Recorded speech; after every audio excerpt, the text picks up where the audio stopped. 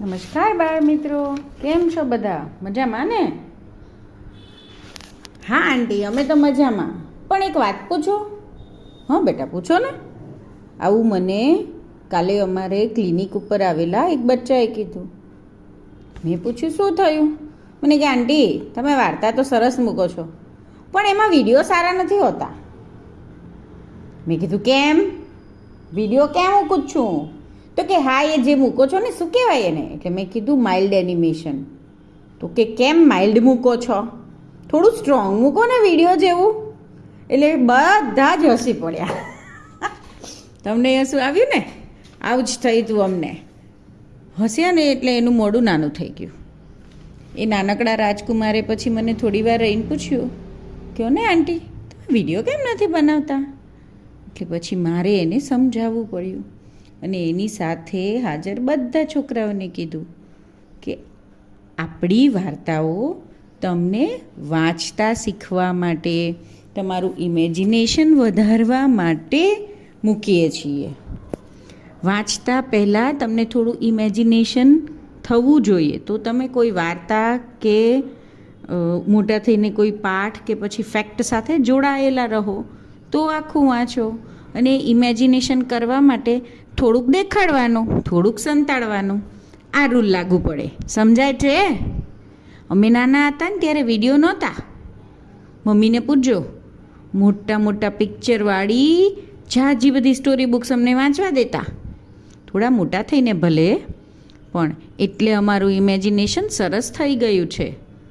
અને વિડીયો જોવાથી તમારું આ ઇમેજિનેશન તો બ્લોક જ થઈ જાય. કેમ કે સામેવાળાએ જે વિચાર્યું એ તમને એ દેખાડી દે, અને તમને વિચારવાની જગ્યા જ ના મળે. તો કેમ થાય? એટલે આપણે વાર્તાઓમાં જાણી જોઈને એક પિક્ચર, એ થોડુંક એનિમેશન મૂકીએ છીએ. પણ તમારે વાર્તાઓ સાંભળવાની, અને સાથે જે વિડીયો આવે છે ને, જે આવું માઇલ્ડવાળો, એને જોવાનો, વારે વારે જોવાનો ને વિચારતા શીખવાનું છે. સમજાઈ ગયું? એટલે આપણી વાર્તાઓ ખાસ છે. બાકી યુટ્યુબ પર ઘણી વાર્તાઓ છે, પણ આપણે વિડીયો જોતાં જોતાં શીખવાનું પણ છે. હે ને? ના સમજાય તો મને કહેજો, વાય વિડીયો કે વાય નોટ વિડીયો. તમારા વ્યૂઝ પણ કહેજો. મમ્મી સાથે પણ વાત કરજો. અને પેરેન્ટ્સ, તમને પણ એક રિક્વેસ્ટ છે કે આ વાત ઉપર, લો સ્ટિમ્યુલેશન કન્ટેન્ટ ઉપર ફોકસ કરો, અને બાળકોને એવો જ કન્ટેન્ટ કન્ઝ્યુમ કરાવો જે લો સ્ટિમ્યુલેશન છે. સાયન્ટિફિકલી કહું તો એ બાળકના ન્યુરોન્સને ડેવલપ કરવામાં યુટિલાઇઝ થાય છે, જ્યારે હાઈ સ્ટિમ્યુલેટિંગ કન્ટેન્ટ એને ફોલ્સ ડોપામિન ઇફેક્ટ આપે છે, અને that is very harmful at the young age. સારું, ચલો, આ તો થઈ ગઈ આપણા કોન્સેપ્ટની વાત. વાત તો મૂળ વાર્તાની છે ને આંટી? વાર્તા તો કહેશો ને? મેં કીધું હા હા. અને કાલે એણે અહીંયા જ બેસીને વાર્તા સાંભળી. બોલો, મને કહેતો હવે તો મારે વિડીયોની પણ જરૂર નથી, હું તો ખાલી તમારી વાર્તા સાંભળીને વિચારું કે મને કેટલા વિચાર આવે છે, એમ કરીને અહીંયા જ વાત સાંભળીને ગયા. એટલા બધા તોફાની છોકરાઓ છે. તમારે સાંભળવી છે ને? ઓકે, ચલો. તો આજની વાર્તાનું નામ છે 4 મિત્રો. એક હતો રાજકુમાર, બીજો હતો પ્રધાનનો પુત્ર, ત્રીજો નગર શેઠનો દીકરો. આ ત્રણેય વચ્ચે જીગરજાન દોસ્તી. તમારા કયા કયા ફ્રેન્ડ્સ આવા પાક્કા છે? મને કમેન્ટમાં નામ લખજો. હા, એવામાં ત્રણેયના પિતાનો ઠપકો મળ્યો કે કાંઈક કામ ધંધો કરો. એટલે ત્રણેય જણા ઘર છોડીને ગયા. રસ્તે જતાં એક ડુંગર પાસેથી એમને 3 રત્ન મળ્યા. દરેકે એક એક રાખી લીધું. રત્નો પાસે રાખીને ચાલવું એ જોખમ છે. આપણે આ રત્નો ગળી જ જઈએ, જેથી કોઈ લૂંટી ના લે. 3માંથી એકે કહ્યું. પીછો કરતા લૂંટારો આ જોઈ ગયો. લૂંટારાએ ત્રણેય મિત્રોની ગુફ્તગો સાંભળી લીધી હતી. ગુફ્તગો એટલે શું? એકબીજાના કાનમાં વિસ્પરિંગથી વાત કરીએ ને એને કહેવાય ગુફ્તગુ. શું? ગુફ્તગુ. તેને આ રત્નો લૂંટી લેવાનો વિચાર આવ્યો.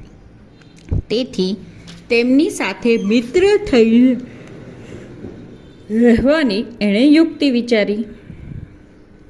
ભલે મિત્ર, તું એ અમારા સંગાતમાં રહે, ત્રણમાંથી એકે કહ્યું.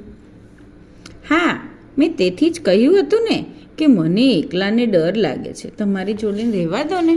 આવું ચાલાકીથી એમની જોડે જોડાઈ ગયો. અડધે પહોંચ્યો ત્યાં એક ગામ આવ્યું. ગામધણી પાસે એક જાદુઈ પોપટ હતો. ગામમાંથી એણે પોપટે ગામધણીને કીધું, ગામમાંથી 4 જણા જાય છે, તેમની પાસે રત્નો છે, પેટમાં છુપાવ્યા છે. અરે બાપરે, આવો કેવો પોપટ પણ હતો. પોપટની બોલી સાંભળીને ગામધણીએ પોતાના માણસોને બોલાવ્યા. એ માણસો ચારેયને ગામધણી પાસે લઈ આવ્યા. કહી દો, કોના પેટમાં રત્નો છે? ગામધણીએ પૂછ્યું. એક છોકરો બોલ્યો, અમારી પાસે નથી. ગામધણીએ ચારેયને કોટડીમાં પૂર્યા અને ત્યાં જે દરવાન હતો એણે કીધું, તમે કોઈ કબૂલતા નથી, તેથી કાલે તમારું પેટ ચીરીને રત્નો કઢાશે. પહેલો લૂંટારો આગળ આવ્યો. મુખિયાજી, પહેલાં મારું પેટ ચીરીને જુઓ કે અમારી પાસે રત્નો છે. ગામધણીએ લૂંટારાનું પેટ ચીરી કાઢ્યું. એકના પેટમાં નથી તો બીજાના પેટમાં પણ નહીં હોય એવું લાગ્યું. ને પોપટની વાત ખોટી માની હવે વધુ હત્યા ન કરતા તેણે બાકીના ત્રણેયને છોડી મૂક્યા. આમ પોતાનો જીવ આપીને એણે મિત્રોનો જીવ બચાવ્યો. આ થોડુંક એક્સ્ટ્રીમ છે, પણ વાર્તા તો વાર્તા છે. આનો મતલબ એવો થાય છે કે જ્યારે મિત્રતા કરો ત્યારે પૂરી નિભાવો. પણ આજકાલ આમાં ધ્યાન રાખવું પડે.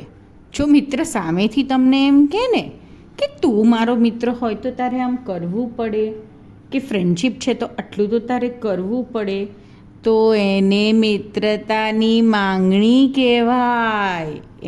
આમાં પેલા ત્રણેય એના મિત્રને નહોતું કીધું જાન દેવાનું. સમજાય છે ફર્ક? એણે જાતે જે પગલું લીધું હતું.